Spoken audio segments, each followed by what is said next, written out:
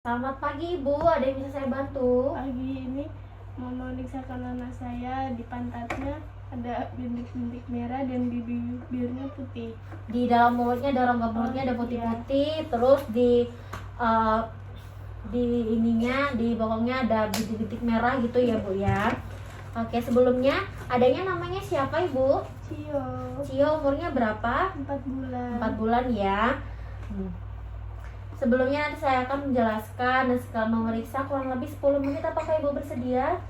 Oke. Saya akan melakukan cuci tangan terlebih dahulu ya Ibu ya. Nah, sebelumnya saya periksa terlebih dahulu adanya ya. Dalam pemeriksaan tadi sebenarnya adanya normal Ibu. Nah, berat badannya 9,2. Wah, 9,2 itu lumayan ya Bu ya. Nah, lalu untuk suhunya juga normal. Lalu suhunya normal ya Bu ya. Saya akan menjelaskan pengertian dari diaperas atau ruang popok dan juga oralas atau putih-putih di mulut tadi seperti Ibu bilang ya. Yang pertama saya akan menjelaskan tentang ruang popok terlebih dahulu ya Bu ya. Yang pertama itu adalah ruang popok ini sebenarnya namanya peradangan kulit yang terjadi pada area popok. Hampir sebagian besar bayi pernah mengalami masalah tersebut. Jadi Ibu jangan khawatir, kok anak saya kayak gini tuh. Enggak apa-apa, semua anak pasti mengalami itu ya. Nah, lalu ruang popok ini umum terjadi dialami sama anak-anak usia 4 sampai dengan 15 bulan. Jadi sampai 15 bulan ke depan adanya, kalau ada ruang popok sebenarnya itu umum terjadi. Nah, saya akan menjelaskan penyebab dari diaperas ini tersendiri. Kebersihan yang tidak terjaga. Biasanya adanya sering ganti popok nggak? Iya. Sering ganti popok ya. Nah, tapi sering buang air buang air kecil juga ya. Nah, bayi sedang mengkonsumsi antibiotik yang bayi mendapatkan antibiotik dari air susu ibunya juga, itu disebabkan dari situ juga. Terus saya akan menjelaskan tanda-tanda diaperas, yaitu kemerahan pada kulit yang terkena pada popok, biasanya di pantat, genitalia hingga dengan selangkangannya. Jadi punya adiknya itu masih normal ya Bu, biasanya di pantatnya aja gitu ya. Dari genitalianya sampai dengan selangkangannya alhamdulillah enggak ya. Nah, saya akan menjelaskan cara-cara untuk menghindari dari diaperas itu tadi. Nah, saya akan penanganan dari diaperas atau ruang popok itu terjadi ya tersendiri ya. Nah, yang pertama itu gantilah popok yang basah sesering mungkin. Lalu hindari penggunaan tisu basah karena dapat menambah iritasi. Jadi kalau misalnya adiknya habis dari ganti popok itu biasanya dipakein ini enggak? Dipakein apa? Tisu basah enggak? Iya. Dipakein. Nah, itu jangan gitu ya, karena kalau misalnya dipakein itu sering malah nambah iritasi gitu ya Bu ya. Lalu gunakan air bersih untuk membersihkan area popok setiap kali menggantikan popok. Langsung bilas tanpa perlu digosok-gosok, itu nggak perlu.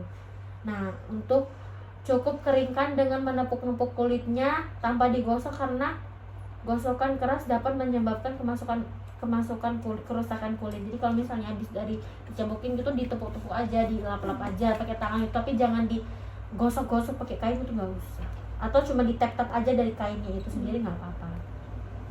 Hindari penggunaan popok yang terlalu kencang gitu ya Bu ya. Jadi kalau misalnya adanya kan udah lumayan gendut ya, jadi ukurannya sesuaikan dengan adanya gitu ya. Nah, dan ini tidak disarankan menggunakan baby oil atau lotion untuk mengurangi ruang popok, nggak usah pakai lotion atau pakai baby oil, itu nggak usah ya. Lalu saya akan menjelaskan pencegahan diaperas. Nah, yang pertama itu adalah pemilihan jenis popok dari bahan kain yang dapat menyerap keringat. Lalu sering mungkin ganti popok apabila basah. Lalu menjaga kebersihan sekitar popok gitu ya Bu ya. Lalu saya akan menjelaskan bila terjadi keluhan sebaiknya pergi ke tenaga kesehatan. Seperti Ibu tadi sudah lakukan, ini sudah benar ya Bu ya. Ibu langsung ke sini untuk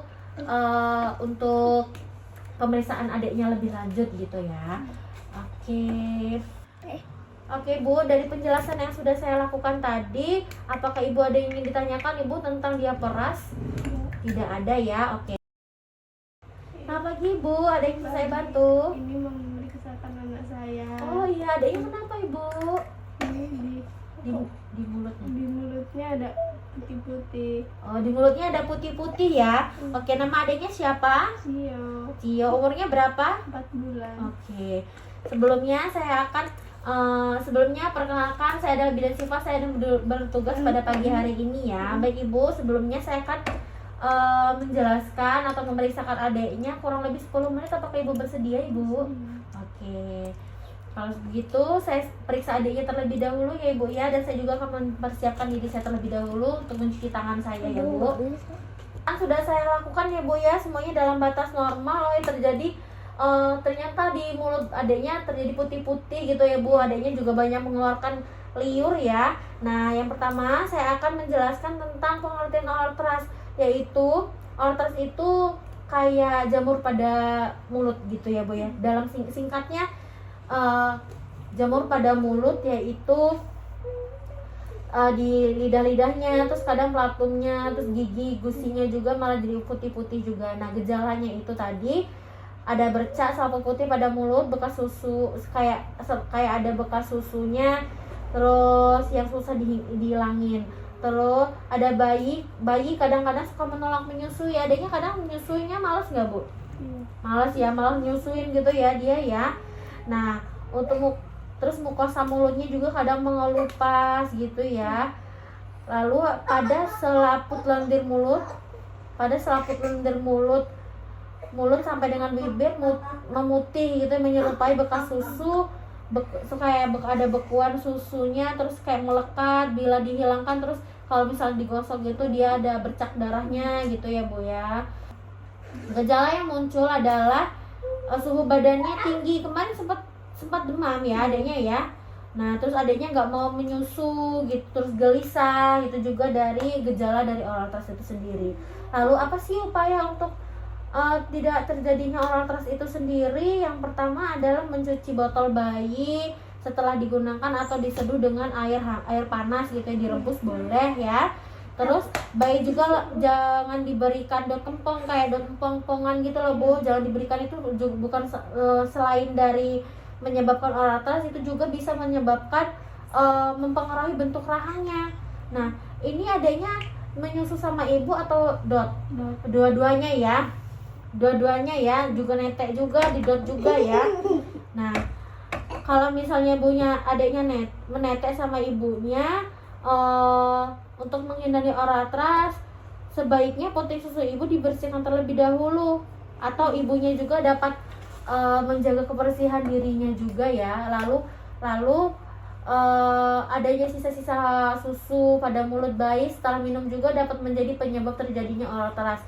Jika kebetulan pada bakteri dalam mulut, untuk menghindari terjadinya oral thrush itu sendiri, setiap bayi sesuai dengan menyusu diberikan 1 atau 2 sendok air matang. Jadi setiap habis menyusui, habis netein, habis ngasih dot ke adiknya, dikasih air minum sesendok atau 2 sendok air putih matang ya. Nah saya akan menjelaskan perawatan oral thrush itu sendiri, yaitu yang pertama cuci tangan terlebih dahulu, membersihkan terlebih dahulu jari-jarinya. Lalu jari-jarinya cuci tangan dulu, jarinya dibersihin dulu. Terus membersihkan terlebih dahulu dengan jari, dibungkus dengan kain bersih yang telah dibasahi dengan larutan garam. Jadi tangannya dikasih kain yang udah kain bersih, terus dikasih larutan garam, terus diolesi dengan genatin violet 0,25 atau 1 ml suspensi nystatin, lalu membuangkan kain sehabis dipakai. Lalu saya akan menjelaskan tentang bila oral thrush bertambah parah. Kalau misalnya oral thrushnya menambah parah, putih-putihnya nambah parah, sebaiknya sampai kayak mukosanya sampai kelihatan putih-putih dan bertambah merah, segera konsultasi ke dokter gitu ya bu ya. Oke. Sebelumnya apakah ada yang ingin ditanyakan ibu dari penjelasan saya tadi? Cukup ya. Kalau begitu ibu dapat melanjutkan aktivitas ibu kembali. Alhamdulillah. Terima kasih ibu. Ya Allah.